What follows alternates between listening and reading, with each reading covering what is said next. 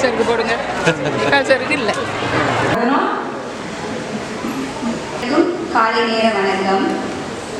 UNICEF ආයතනයේ தொழிற்பொருளிலே இங்கு நடாத்தப்படுகிறது. සමාජ සවිවල ගැන්වීමේ අමාත්‍යාංශය ළමා ලේකම් කාර්යාලය මුල්ලමාවිය රැකවරණය සහ සංවර්ධනය පිළිබඳ ජාතික සතියක් ඊයේ දිනේ සිට ආරම්භ කරා.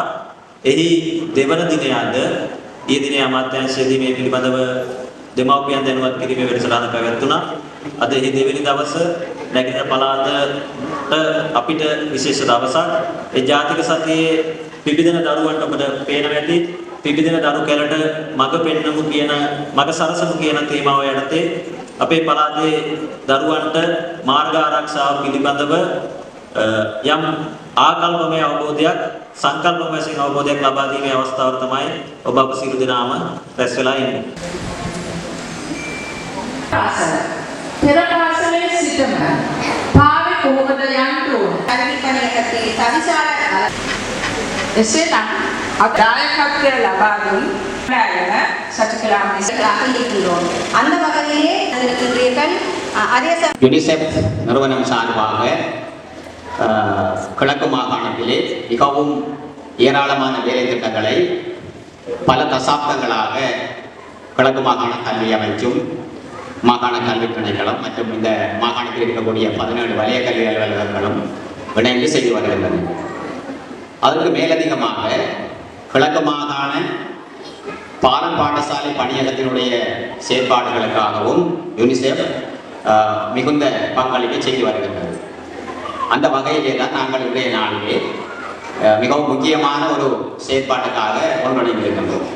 எங்களுக்கு தெரியும், யுனிசெஃப் நிறுவனமானது ஆரம்ப கல்வி செயற்பாடுகள் மீது கூடுதலான நிதியை செலவிடுகின்ற ஒரு நிறுவனமாக இருந்து வருகின்றது.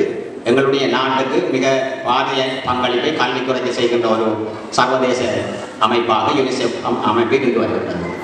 அதில் ஒரு அங்கமாகத்தான் இந்த மாகாணத்தினுடைய நுண்பிள்ளை பருவ அபிவிருத்திக்காக தொடர்ந்து பங்களிப்புகளை செய்து கொண்டு வருகிறது. அந்த வகையிலே நாங்கள் எல்லோரும் போலீஸ் திணைக்களத்துடன் இணைந்து புதிதாக ஒரு பணியை செய்வதற்காகத்தான் நாங்கள் இந்த நாளிலே ஒன்று கூடியிருக்கின்றோம். எங்களுக்கு தெரியும், இங்கே இருக்கக்கூடிய எங்களுடைய ஆசிரியர்கள், அதே போல எங்களுடைய கல்வி திணைக்களத்தினுடைய அதிகாரிகள் எல்லோருக்குமே தெரியும் வீதி போக்குவரத்தில் இருக்கக்கூடிய இடர்பாடுகள்.